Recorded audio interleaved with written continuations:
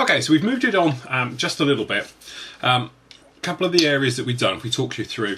Obviously what I've done is go around and rescribe and tidy up all the little lines on there and the bits and pieces, because obviously it's quite a messy one, as we were saying when we were doing down, especially long seams, things like down here. So what I've done is spent probably the last sort of few hours literally just going along and cleaning out all the little rivet holes. And one of the easiest ways to do that is to use like a needle file, just like a needle, and literally just push your file not too deep in there, and you can just go in and clean up any little holes and covered up, or perhaps if you completely obliterated them, you can go around and just clean them up like that. Same way going along with a scriber and rescribing all the lines. These ones down the side here, down this area here, are very faint, so it was a good idea just to get in there, do them. Same with around the back here, clean all those up, and just generally tidying it all up and going around. As you can see, got a little bit of white paint on the go, I'll explain that in a moment, but really just down this belly one of rescribing up these lines, making sure we're all happy, that it's all polished up, this little centre plate that goes in there. But as I say, just generally tidying it all up and making sure we're all happy of how it is. Now the engine nauticals, they're on now, and they're all okay. No problem at all. Just bring it out a little bit, and as you can see, we've gone along a little bit of Mr. Surfacer just to take care of any little air holes and air bubbles in there, just like that. Now loads of weight just gone in the back here. As I said, centre weight is in there. Did a little test. Now a quick way of doing this, if you get yourself something that's round, I've got a little scribing tool here, sit it down on there, you can see where the gear is going to be in the areas here. Come along, sit it on there, okay, and just see if it balances like this.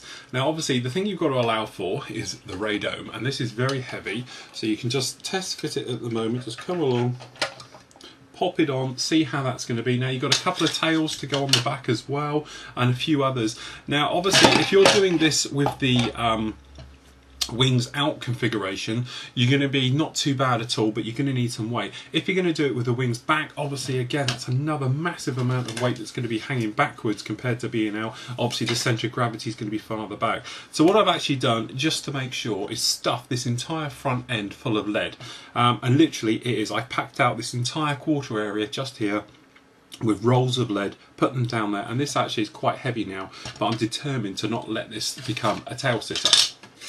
So that's that, really getting in there, filling it up with lead, we're all happy. What we've also done, we've painted up obviously the anti-glare panel, which comes a lot further than the windscreen, but it was easier just to do all that in one. Also we've installed the clear glass parts, they're in just like that, and then obviously we've got the instrument panel in the front, and we've masked it up. Pretty straightforward, lots of tutorials about masking up and things like that, so I didn't run through it again. But then hopefully what will happen is, this will come along, and we'll sit on, and we'll have quite a nice join just like that. Now I know what you're thinking, at the top here, we haven't got the top windows in, they're still on here.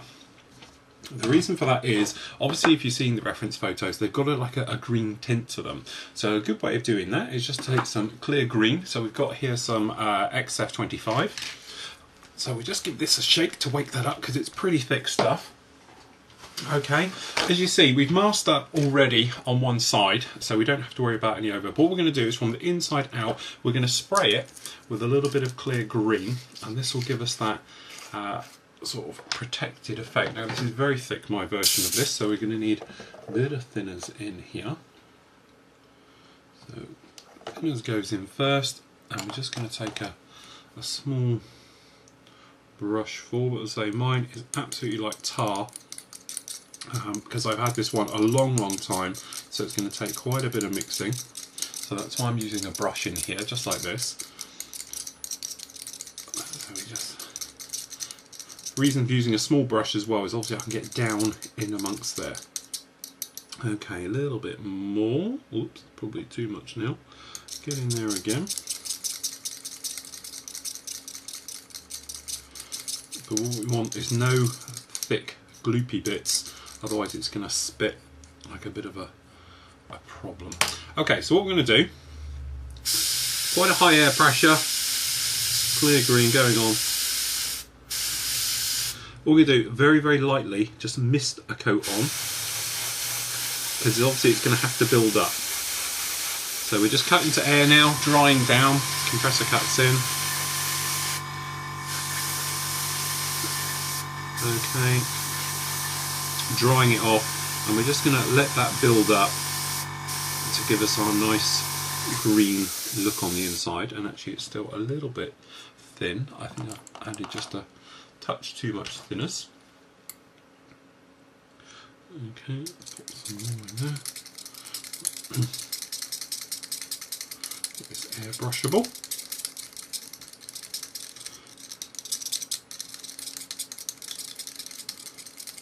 Just a little bit, because what we want it to do is be a nice even spray and not a too wetter one. That's more like it. Okay, so we just dry this down, just cutting to air, drying it off. Little misty coat on there, back to air.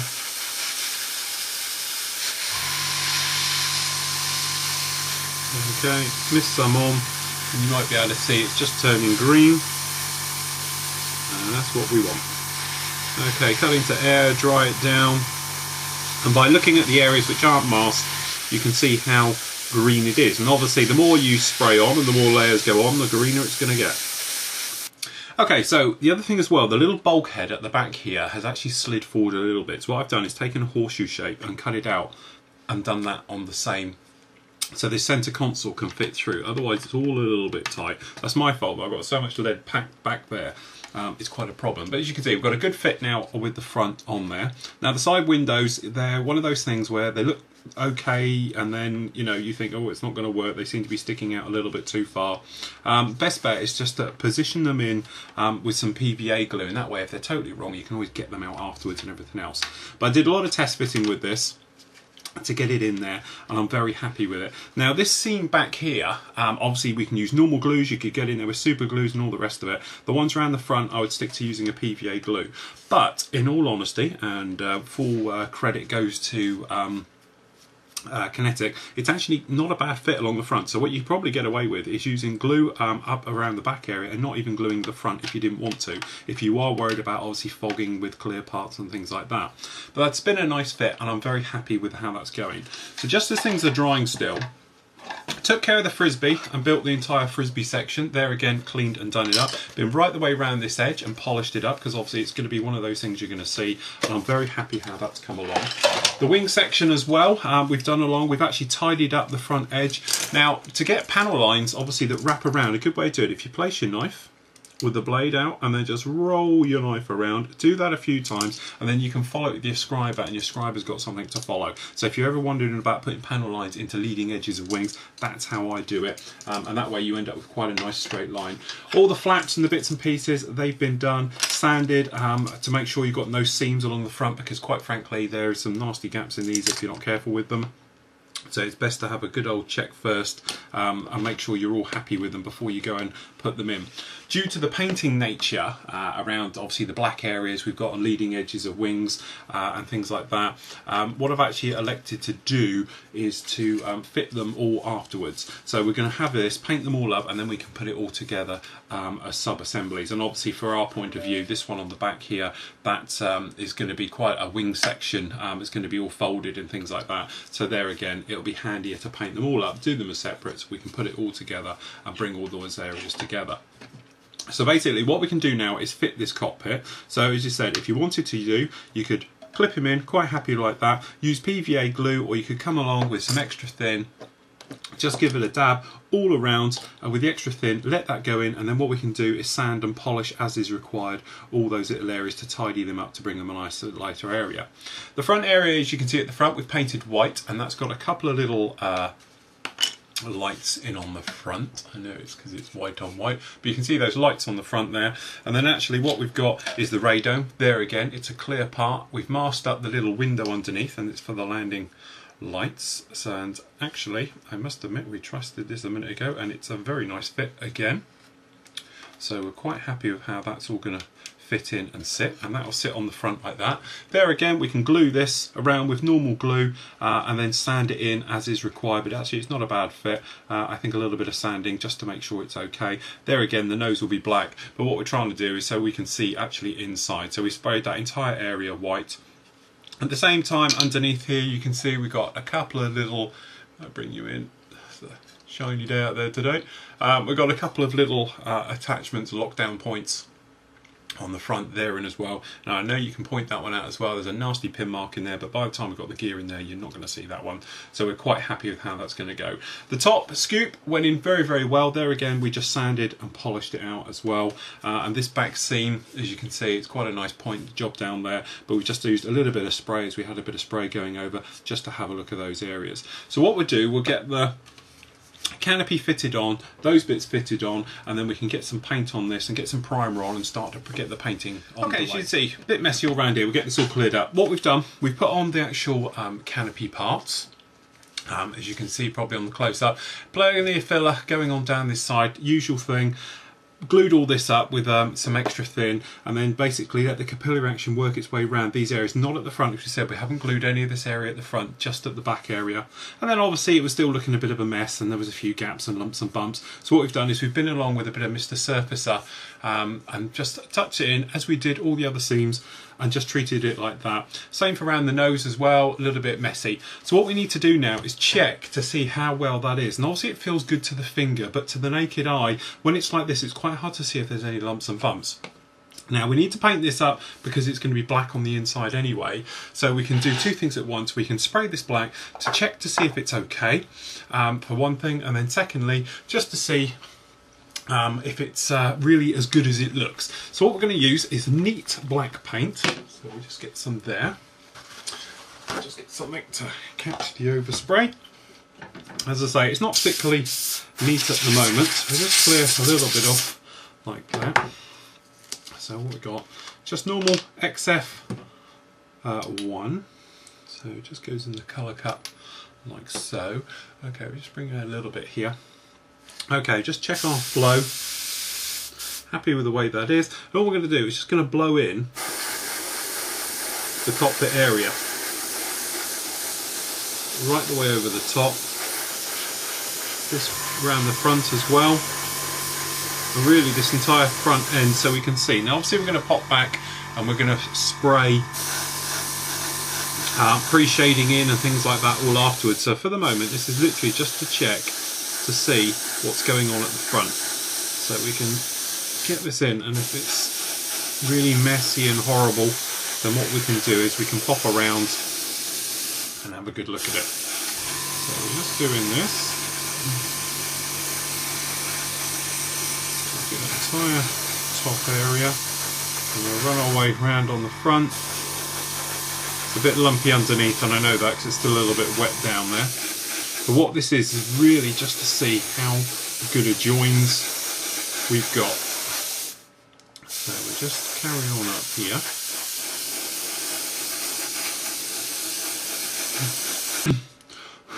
So okay, now that's dried off now, we can have an actual look at this. So you can see down here, if we bring you in, not too bad down this area down here, in all honesty, quite happy with that. And as we bring you around at the top, we're okay, because what we're going to do is rescribe in this panel line running along the top anyway. The problem slightly is just down on this side. It's to say, it's probably not picking up too well, but there's a nasty little, just a shadow of a seam, if you like, running on there. So we're going to take care of that and give that a bit more of a polish up. The nose itself is actually looking pretty good. I'm quite happy with that. There again, by the time we pop a panel line in there again to replace the one we've sanded out, hopefully it will look pretty nice and we'll all be happy with those areas. So I'm quite happy how the front end's gone with that, no problem at all. So what we'll do is we're just going to pop around in a minute and just check some of these bigger seam lines. I know I checked this one at the back. It's absolutely fine now, but certainly some of the others we just want to have a look at them so we can check it as we're doing the pre-shading, if you like. So if we just pop this around some of these things like the engine nauticals, because it'll double up this as pre-shading as well as checking. So what we can do, see if we're happy with how that one looks, and to be honest that's better than I thought. Quite happy with that one. This one back here.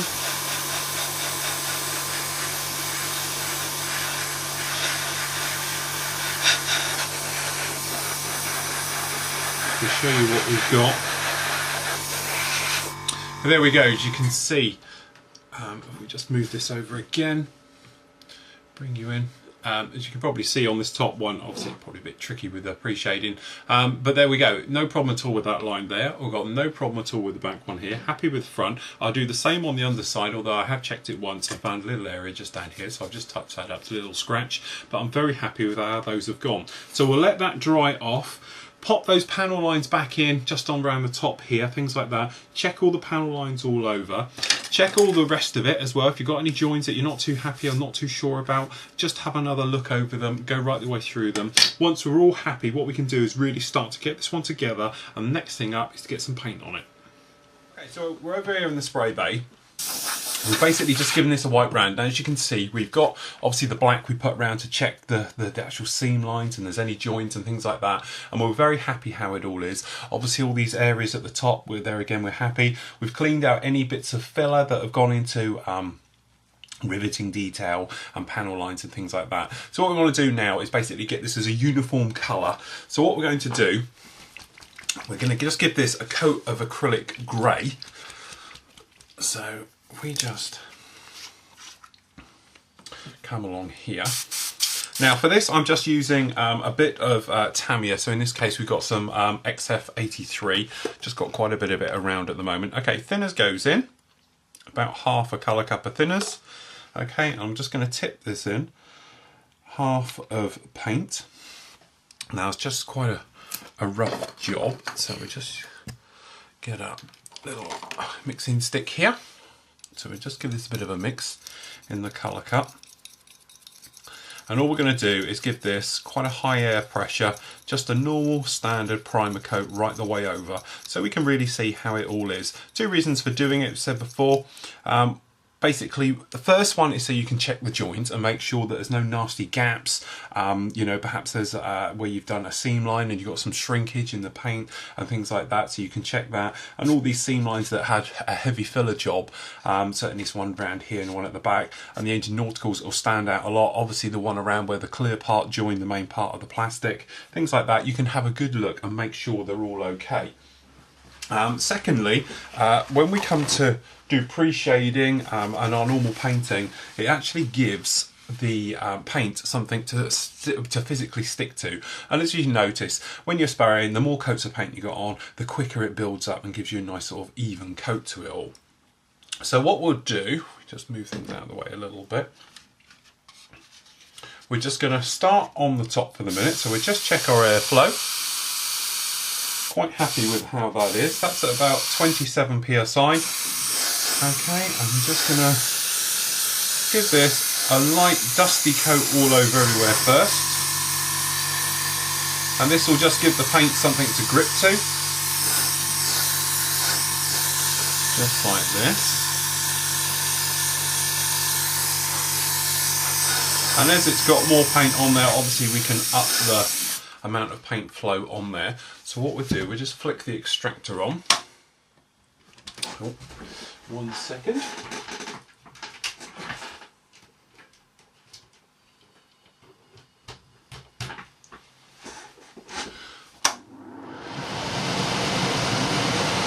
Okay, that's the extractor on, and we can just give this a nice paint job.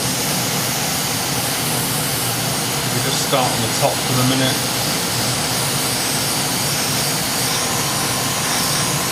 Right the way over.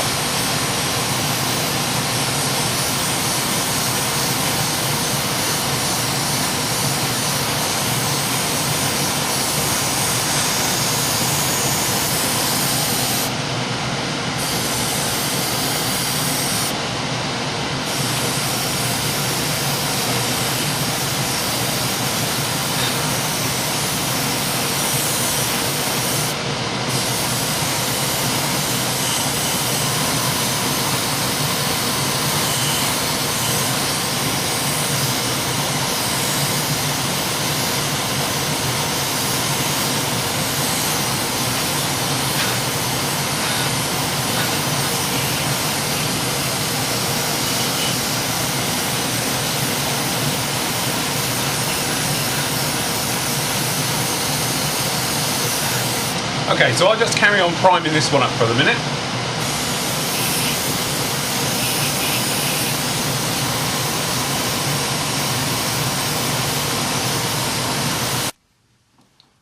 Okay, so there's all the primer work done. As you can see, we've got a little bit down here. So what we've done, it was a little bit of a blemish and a scratch. It's probably where, to be honest, I missed the little bit of rescribing work we did. So it's got 2 lines in there. So what we're doing, we're just polishing that out, making sure we had a little bit of a thumbprint down here. So that's going as well. So it's important to get rid of those areas. And what we can do, we can re-prime and re-tidy up those bits afterwards.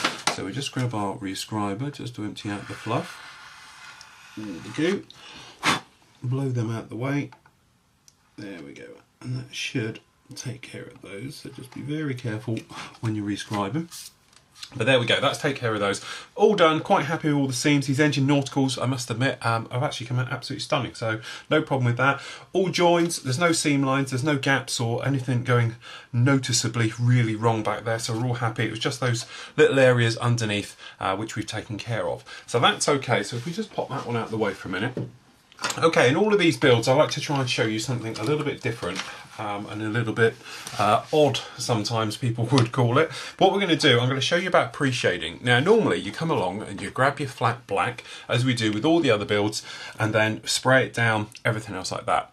Today, we're going to show you something a little bit different. We're going to use green. And for this one, you could use any green whatsoever. So we've got here the RAF, the new one, XF81, just so happens I've got a lot of it around, so we can use that, but any type of green, and we're going to pre-shade in green. Now, you might be thinking, why green, anything else? Well, really, at the end of the day, I was explaining this a few weeks ago, you can sort of pre-shade anything colour you like. You could put down brown underneath, as long as the top colour colours it, because what this is acting like, if you like, is like a stain, a shadow effect underneath. So what we're going to do this with green. You might have seen me do this lots of times before, so I'm just going to do the radome on the top, the frisbee. So what we're going to do, we got the paint there. Thinners go in the actual pot first. So we just have that in, so we're just putting in a bit of a mix there. Okay, so it's probably about a 40-60 mix to paint the thinners. So obviously more thinners because we want it to flow a little bit more. Okay, so we've got this in. So it's all going to look a bit odd having this in green. But there we go.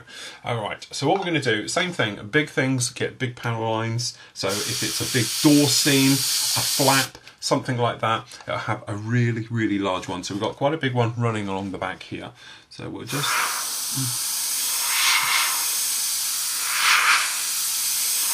a couple of passes, just like so, and we've got some more running down here. If you haven't seen any of my builds before, I always say it doesn't matter what it's like, it doesn't matter if it's straight or wonky or anything else like that, because at the end of the day, it's an effect you're giving, not a finish. So the more wonky and out of shape it is and things like that, the better. So we'll just do these in like this. So all we're doing, slightly smaller ones, fainter ones, all this area here. Work our way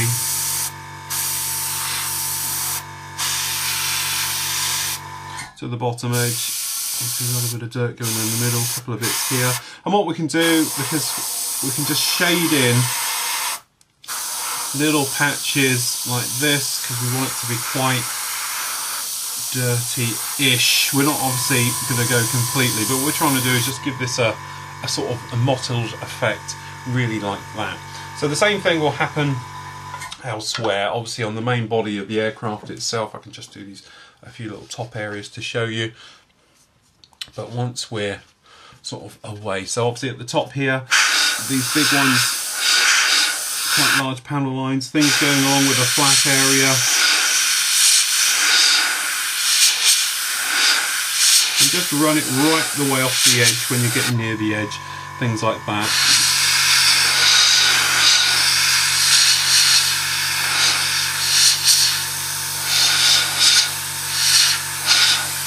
Just like so, and then obviously we've got a bit of a strip going down the back here, little bits around at the top.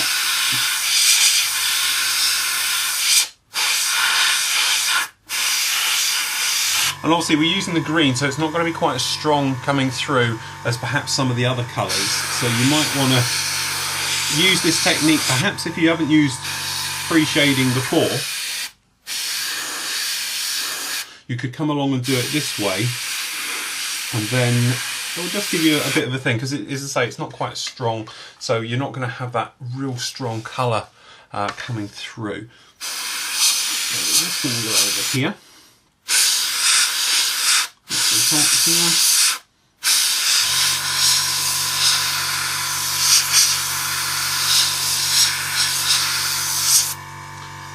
Okay, just little bits around.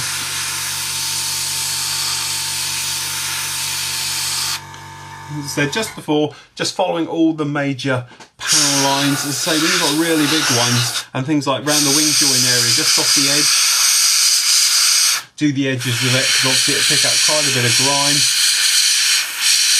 on those edges. Same thing. So I'm just going to continue everywhere else and get the pre-shading done.